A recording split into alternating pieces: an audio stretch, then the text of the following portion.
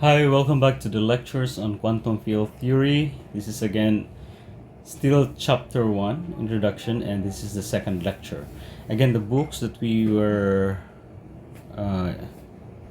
that I recommend you to use is Michio Kaku, F. Mandel, and G. Shaw, and of course by F. Gross. They are all quantum field theory books.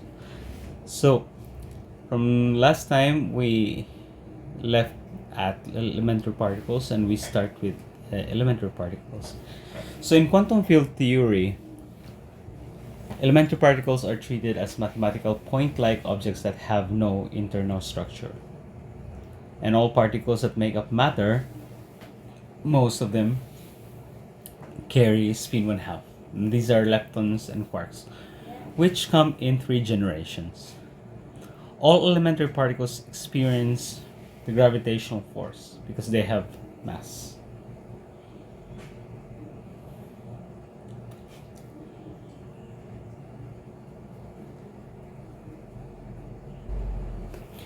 Leptons are electromagnetic.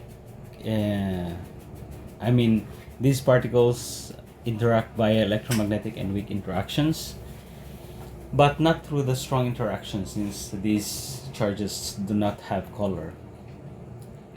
They carry electric charge, and the electron has a negative 1 E as charge, or the electron has negative E as charge. The electron is symbolized by E negative. Or they can be leptons can also be electrically neutral, like the neutrinos, or just neutrino. So the leptons include the following particles. The first generation, we have electron, which carries negative 1 charge. Negative 1 means just negative E, with mass of 0.11 MeV. Second generation is the mu1, carries charge of negative 1 with mass 106 MeV. And then you have the third generation, tau, which carries a charge of negative 1 with mass of 1777 MeV. So the electron is the most stable of the 3 leptons. They're just the same, but only they differ in mass and in generation. The most unstable is the tau, and then the muon. They are just heavier copies of the electron.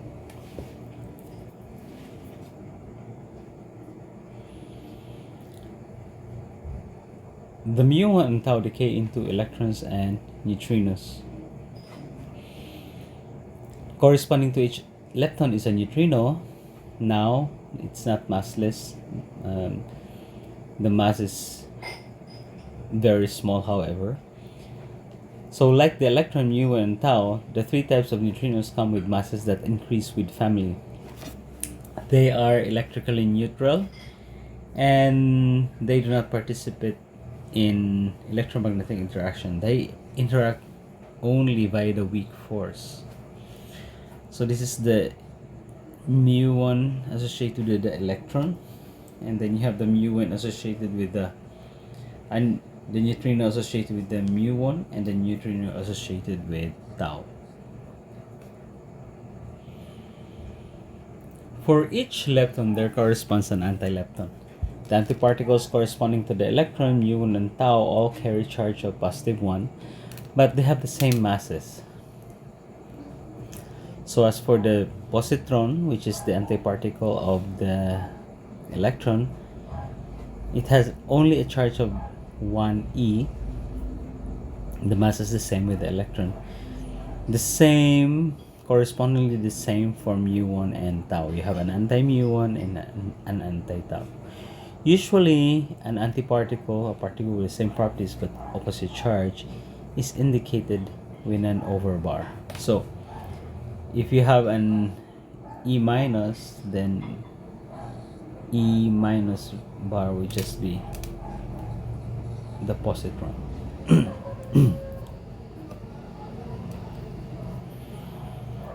Or a photon, the antiphoton would be just be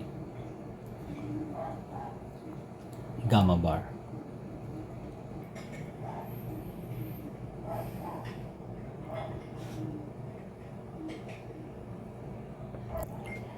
So aside from charge, there's also a quantum number called lepton number.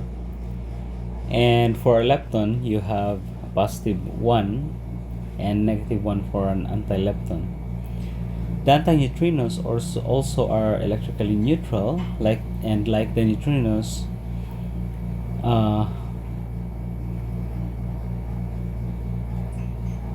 while the neutrinos have lepton number positive 1, the antineutrinos would have negative 1. In an interaction, the lepton number is always conserved in particle. It's always conserved. And particles that are not leptons are assigned a lepton number 0. Say, for example, a proton is not. A photon is not a lepton, so its lepton number is 0, or a proton is, that has 0 lepton number. So the lepton number explains why there are antineutrinos in this beta decay of a neutron. So as observed experimentally, you have a neutron undergoing beta decay. So you have a proton plus an electron and an anti-neutrino of an electron.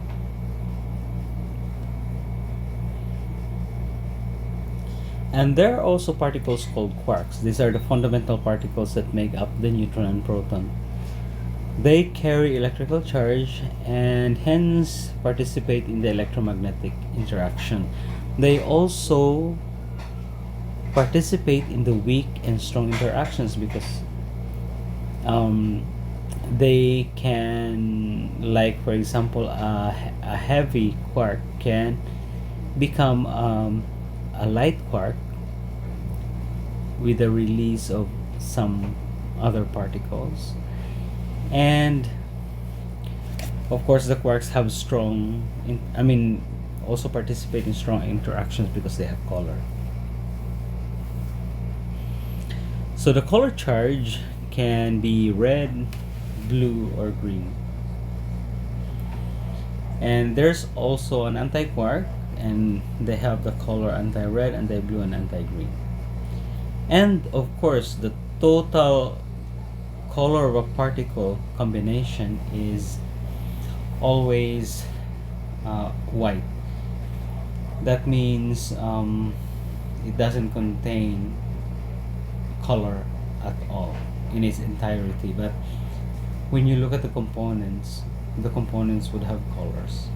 Like for example, white is the combination of red, blue, and green, for example, or anti-red, anti-blue, and anti-green. So there are 3 ways to get a white color: this combination and this combination, and for example, one color then anti-color. So they cancel. For example, a red quark and anti-red quark in a meson, they compose a colorless meson. The charge carried by a quark is negative 1/3 or 2/3. So say for example, an up quark has 2/3 and then a down quark has negative 1/3. This is proportional to the electric charge is. So for example, for a proton you have a UUD composition, and this is 2/3 plus 2/3 minus 1/3, and you have 1 as a result of the charge for a proton. So there are 6 types of flavors of quarks. You have an up quark U, down quark D, strange quark S, charm quark C or charm quark, top quark T, and bottom quark B. These are the up quark type, up, strange, and top quark. The down quark types are this one, down quark, charm quark, and bottom quark.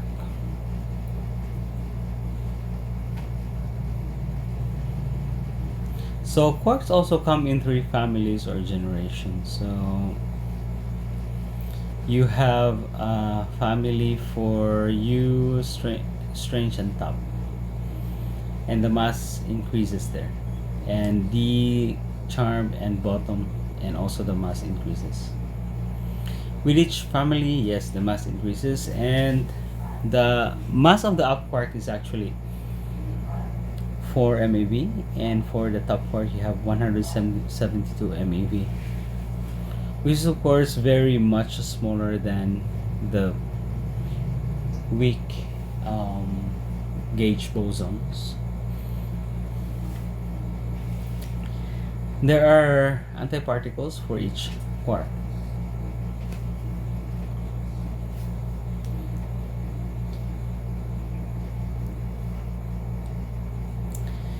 So bound states of quarks are called hadrons.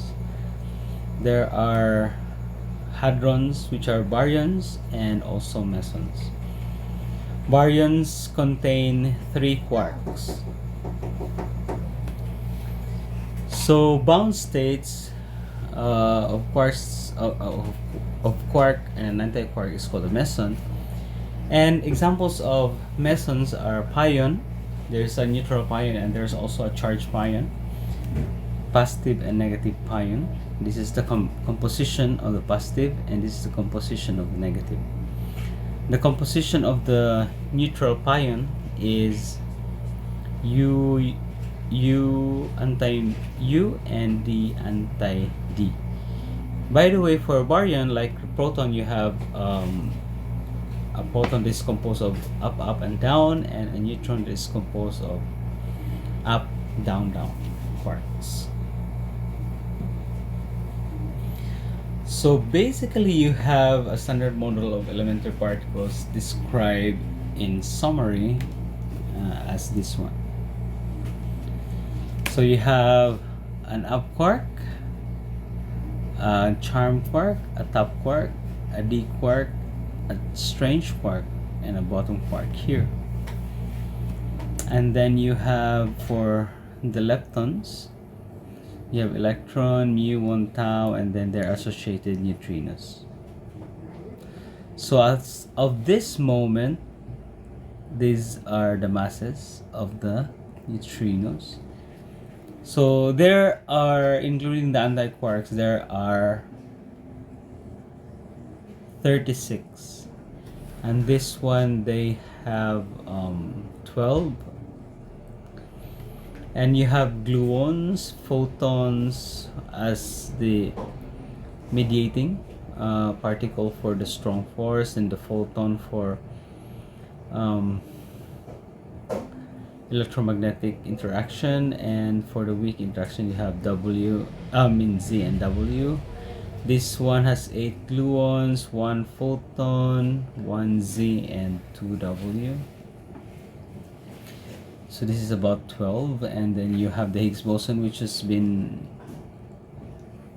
recently, not recently, but in 2012 it was discovered. So in this particular table you have at least 60 particles. So we will now go to some concepts that we will study in particle physics or in quantum field theory, the Higgs mechanism, for example.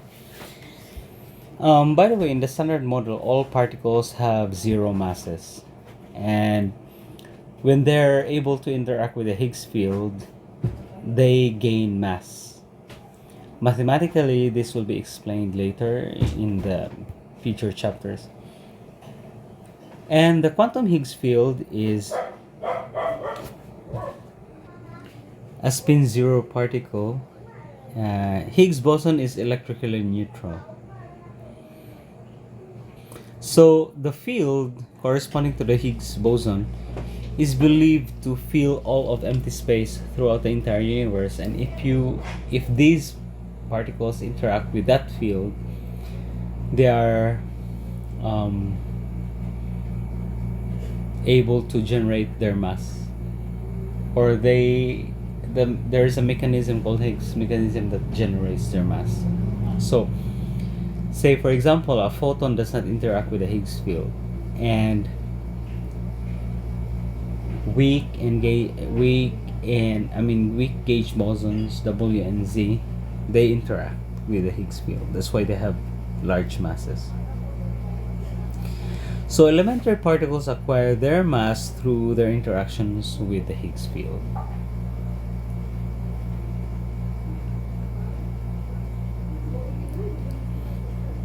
Mathematically, mass was introduced to the theory by adding interaction terms into the Lagrangian that couple the field of the particle in question to the Higgs field. And this we will be seeing in the future, that in the chapters that follows. Normally, the lowest energy state of a field would have an expectation value of 0, but by symmetry breaking, a non-zero lowest energy state of the field was introduced. So there's an analogy. Think of the Higgs field by imagining the differences between being on land and being completely submerged in water. On dry land, you can move your arm up and down without any trouble. Underwater, when you move your arm up and down, it's much harder because there's a resistance to your movement, and this resistance is called a drag, and that drag actually generates the mass of the particle. So you can imagine the movement of the elementary particles being resisted by the Higgs field, with each particle interacting with the Higgs field at a different strength. Say for example, you have a smaller particles and you put it on, smaller object, submerge it in water. You have lesser drag if you compare it with a particle with a large surface area.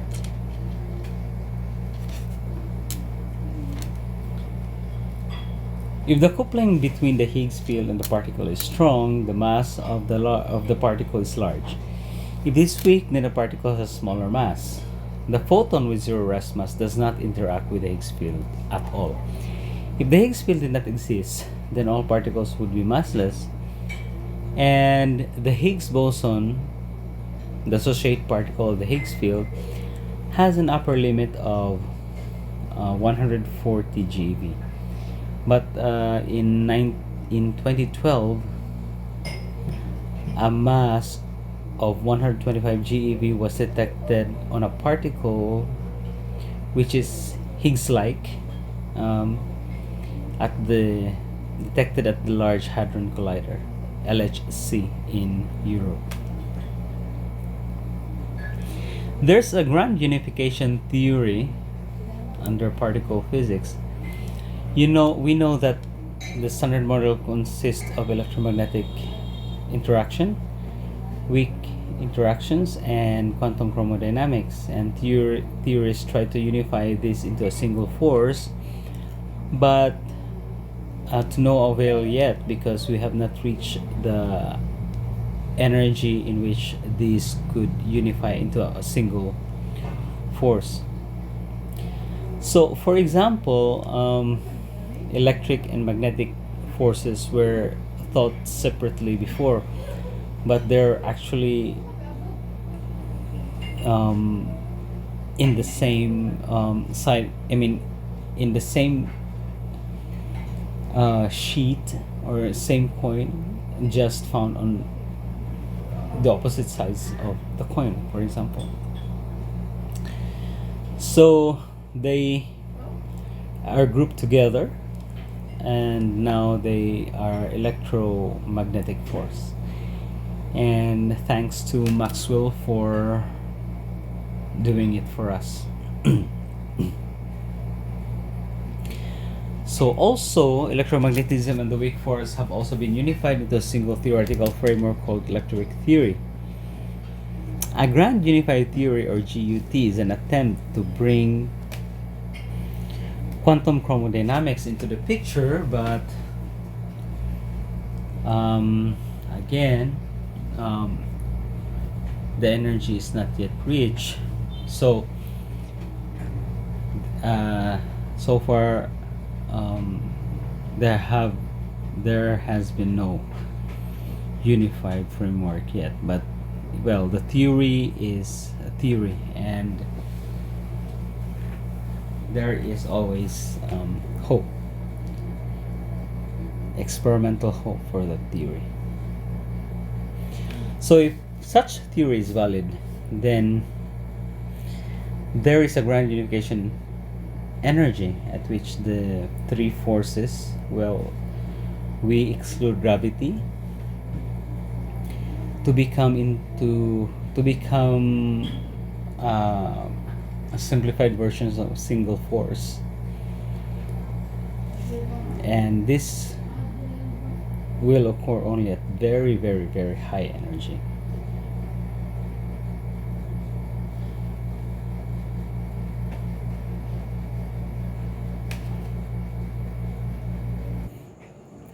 So we will wait for that. We'll wait for the technology to reach that energy in order to see which, if the forces really would unify. Another theory in particle physics is the supersymmetry, where there exists another where it exists beyond the grand unification theory. There are two basic types of particles in spin 1/2 and spin 1. Spin 1/2 are fermions, and they compose matter, and the other one is force carrying particles called bosons. In quantum mechanics, they obey different statistics, but Pauli exclusion principle prevents two fermions from inhabiting the same state, but there's no limitation for boson. Susi attempts to apply the reasoning of Maxwell and proposes that the symmetry exists between bosons and fermions, and it proposes that for each fermion there is a boson with the same mass, and vice versa. And we call the partners of the particles as superpartners. But unfortunately, at this time, there's no or very little evidence that this case is true. But well, maybe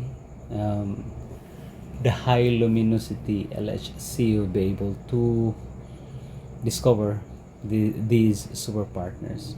Superpartners don't have the same mass, only indicates that either the symmetry of the theory is broken, in which case the masses of the superpartners are much larger than expected.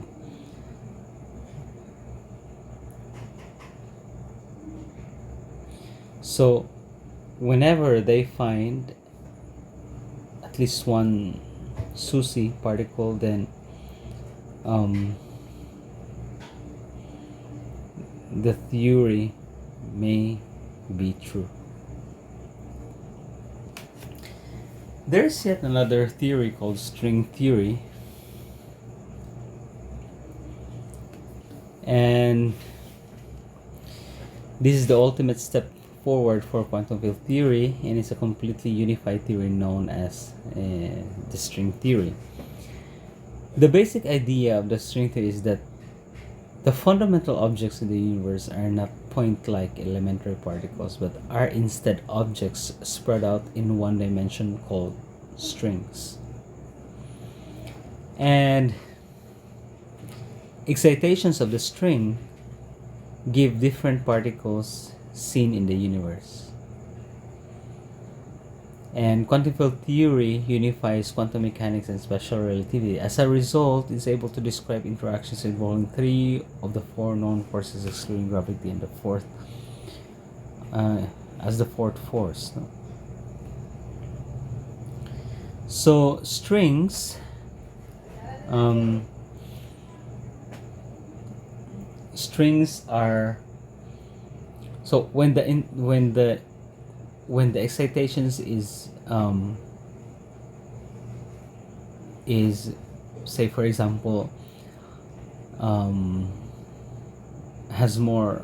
is more prominent, then that is seen to be a particle that is detectable and could be more massive. By the way, gravity is best described by Einstein's general theory of relativity. So our current understanding of gravity is on a classical level, but it has to take into account quantum mechanics as well. It is difficult to bring quantum theory into a gravitational realm or vice versa, because for one, the interactions at a point cause the theory to blow up or results into an infinity. So by proposing that the fundamental particles of the theory are strings rather than point particles, interactions are spread out and divergences associated with gravitational interactions disappear. So maybe I suggest that you'd read more about string theory, because this could also be possible. So in addition, a spin 2 state of a string naturally arises in string theory. It is known that the quantum gravitational field, if it exists, will be a massless spin 2 particles. This is a strong candidate for a unified theory of all interactions, all four, including gravity. So this is it for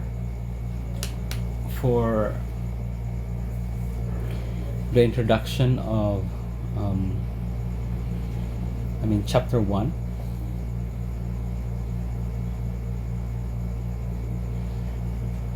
So we will then proceed to chapter 2 after this chapter. Thank you so much for your attention. I hope you learned something.